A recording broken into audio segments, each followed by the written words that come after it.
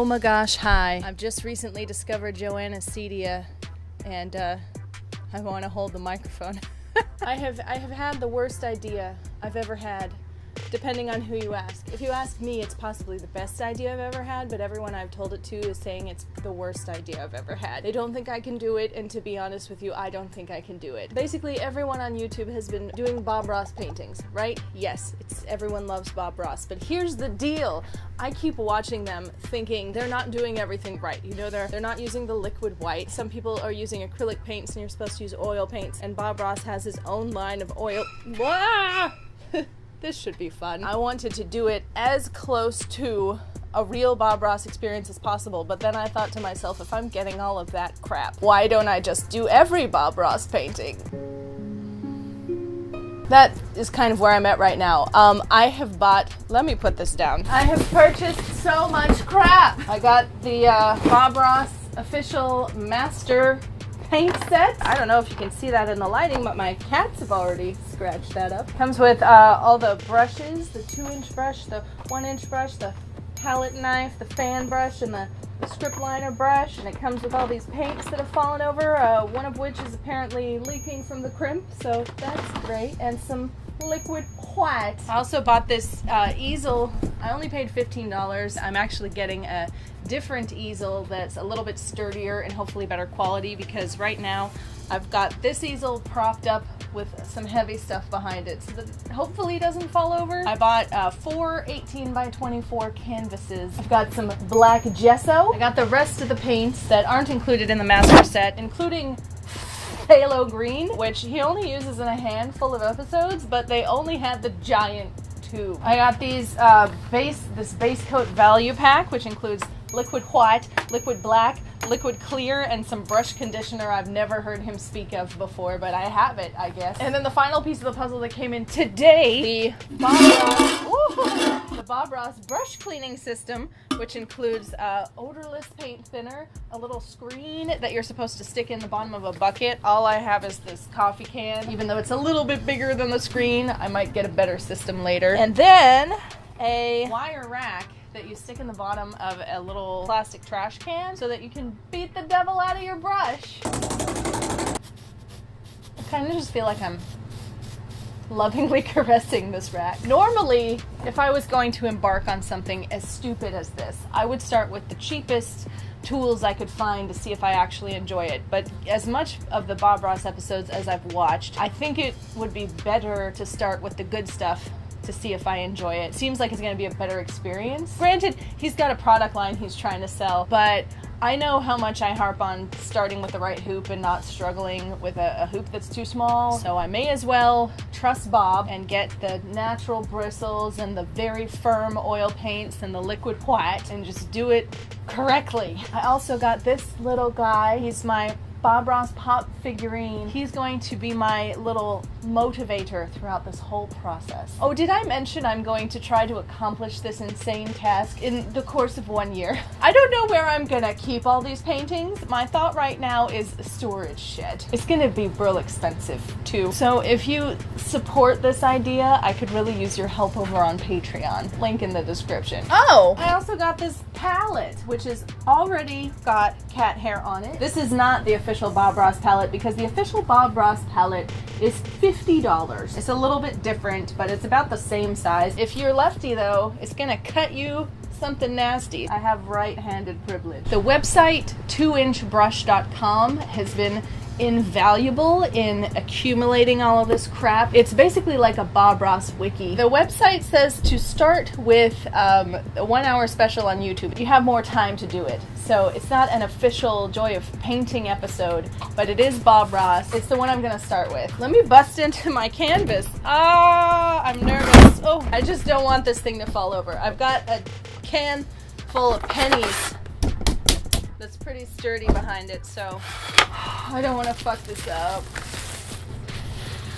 My cats are going nuts. They're like, what's happening to this house? I feel so prepared and yet so unprepared. Hold on. First I'm gonna move the mic. I'm a little terrified of the odorless paint thinner because it's supposed to be pretty toxic and you need to have like proper ventilation, which I don't. I've got the AC wall unit going with the fan mode, and when I'm done with this painting, I'm gonna air this place out like crazy. This is just a baseline experiment. I feel like I'm really stalling at this point because this has all just been like a fantasy in my head, and now it's really real. Now I've got all this stuff.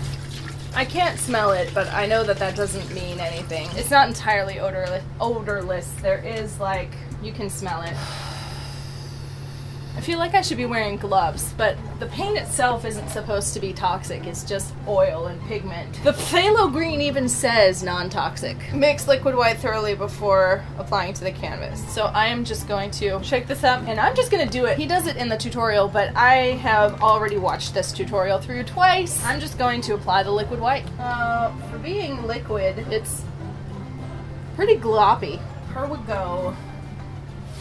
Woo! It's happening! This is happening. Bob recommends using a gray canvas rather than a white canvas so that you can tell if you've got enough, if you've thoroughly coated it in liquid white. Oh, I'm gonna move him. He's too close. Well, there we go. First blood. But I was too cheap for that because his canvases are ridiculously expensive. These canvases were only $4 a pop, and they're stretched and primed. They're not double primed. He recommends double primed canvases, but oh my god. Yeah, this easel sucks. Okay, I think that's thoroughly covered. Is it dry? Actually, yeah. Wow, I'm impressed. So then he says once you've got the liquid white on to take a clean dry brush and go over it again, and that kind of makes sure that you don't have too much on there. I just covered my first canvas with liquid white. Okay, I'm gonna clean my brush again. We're just gonna truck on. And very soon, you too will experience. These are the colors I need. I'm gonna set up my palette. Oh my god. I wanna see his palette. I wanna see it. Is he really gonna use all the color? 1, 2, 3, 4, 5, 6, 7, 8, 9, 10, 11, 12, 13. He's using all the colors. First painting out the gate, every tube of paint. Let's do it. He's got his titanium white. Ooh, it slides. Is it gonna stay on this palette? Or is it gonna slide the frig off? Well, until I get the hang of this, I'm just gonna have the palette here on the table. You go like that? Is that part of what? Maybe. Ooh, are they stinky? Are they staying on the palette? Yeah, actually. There's no turning back now. All of the colors are on the palette. All right, well, frig, let's paint. Okay, oh my god, we're starting. Tell you what, let's make a happy little sky. Okay. I'll go right into a touch of phthalo blue. Phthalo blue. I think just a little bit. Just pull a little bit of the color out. Okay, I don't know that I have enough. Nice, just using little crisscross strokes. Begin laying in a basic sky. And start at the top and work downward. That way your brush will pick up the liquid white, and automatically, your color gets lighter toward the horizon. I feel like I've got too much on. And that quickly we've laid in a happy little sky. That easy. Reach right over here and grab a touch, just a touch, of the phthalo green. Don't need much of that. Start on the outside, pull in. Start on the bottom, work up, so it gets lighter and lighter toward the horizon. Then I have several brushes going, and you'll find that saves you a lot of time and a lot of money in wasting paint. I do not have several brushes going. If I keep doing this, I want to get several brushes, but for now, they're like $12 a pop. Now what are we doing? I don't want to lose this light area, but I just want to bring it all together. Just like so. Okay, let's use the fan brush today. We'll build a happy little cloud. Oh, I'm not ready. I'm not ready for a cloud.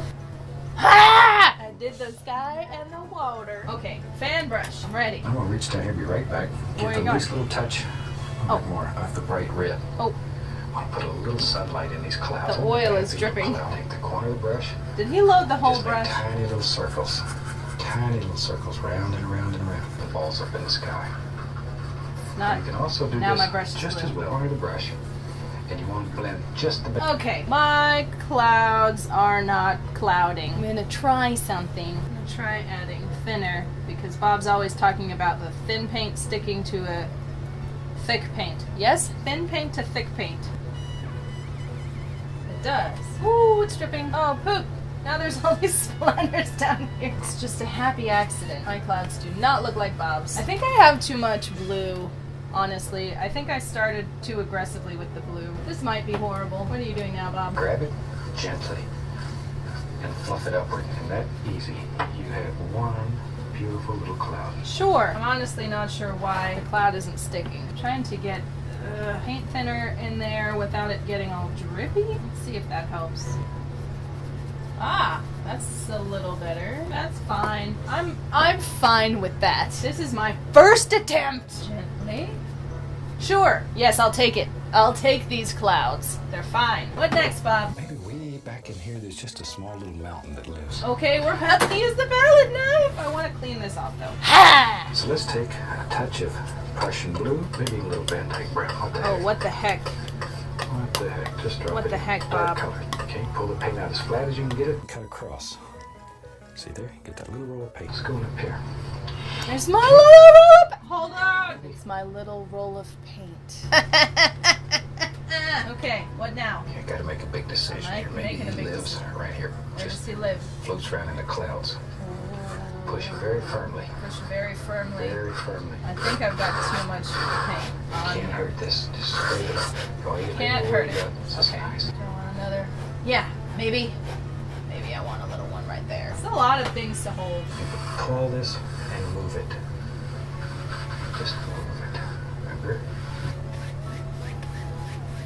Oop, how's that? Okay, hold on, because No pressure. Just let it float. Just let it float right down the side of the mountain here. sure, I mean, this isn't great. This is difficult. This is more difficult than Bob makes it look, and I'm screwing it all up.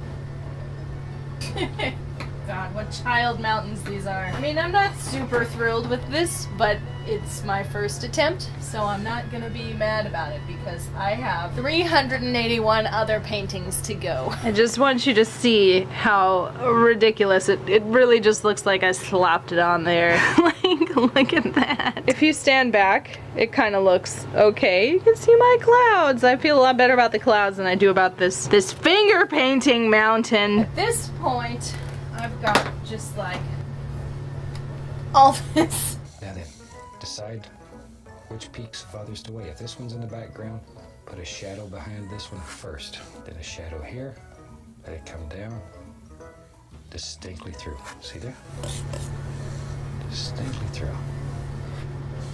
Just gonna perform a mountainectomy. A little better? Okay, I'm going to deem this sufficient. I'm going to tap the base of this, following the angles. I want to create mist.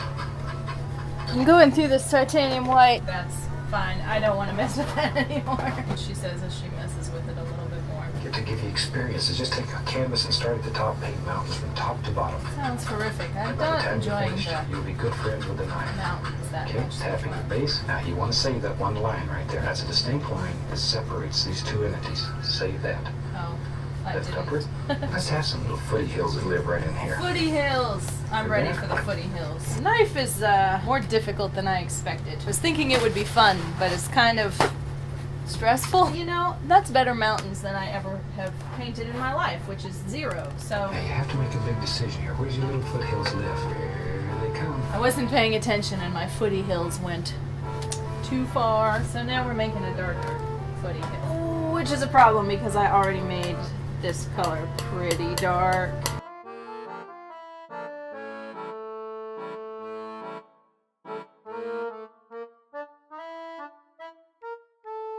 Now pull this brush through the paint, and as you pull it through, wiggle it. That'll bring the brush to a super sharp chisel edge. I don't think I've got the chiseled edge he wants. I don't quite have the lovely layers that Bob has. That'll do, pig. Go out that way, just pull straight down now. Straight down. And then a super easy, nice way to make fantastic reflections. What's up, baby boy? Does it smell weird over here? I'm not sure if that accomplished what Bob wanted it to accomplish. Need more white. I'm a little nervous by how much white I'm going through. Oh no! It's all dark because of my knife. Just cut it out. Sure. I'm not gonna be too critical. I'm just testing out everything. Wiggle it. This paint has a smell. Am I pushing too hard while I'm wiggling? Let's decide. Maybe there's a happy tree.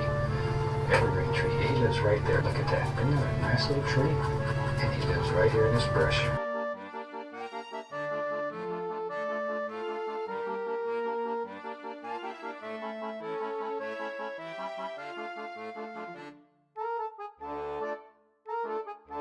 I don't know when my camera died, but here I am now. The easel keeps wanting to fall over. The battery died at some point, but here is the finished painting. And my hand all covered in paint, and my palette that looks like a disaster area. There's old Bob. No! I don't think it came out terribly. I was kind of struggling to get the highlights in such a way that you could see like distinct trees and bushes. They kind of all blend together. This water area I'm not super thrilled with because it kind of just looks like a bunch of dirt. I've made peace with the mountain. Towards the end I was just kind of painting. I wasn't trying to make entertaining content. I was just trying to finish. I actually enjoyed blending the colors for this part, but I did not have anywhere near enough paint on the palette because I kept having to add more, and it just kind of ended up this mishmash of terrible colors. I think I needed way more white so that I could have brightened some of this stuff up. Whatever, it's my first attempt. I attempted to sign it JW, but I don't think that my ink was thin enough. There we go. Una Bob Ross painting. Painting number 1 of Until I Give Up. If you want to support this project, if you want to see me paint more Bob Ross paintings, if you want to see if I will actually be able, I don't have my microphone on, I think it died. Oh yeah, the card is full. Please consider supporting me on Patreon. There's things you can have, or you can just have the joy of knowing you're helping me buy more paint, because I think I'm gonna use a lot of it. I'm gonna say it took me maybe 2 hours, which isn't terrible. I was trying to just go fast and not be picky with it because it's Bob. Bob wants us to be happy and have fun. My name is Jess Wagstrom. I didn't introduce myself at all at the beginning. Professional dabbler. Today we were dabbling in painting, but who knows what the next video may be about. I hope you're having a beautiful day, and I will see you the next time I make a video. Goodbye! I'm really kind of into this splatter that I got on my hand, but I should probably just go wash it off.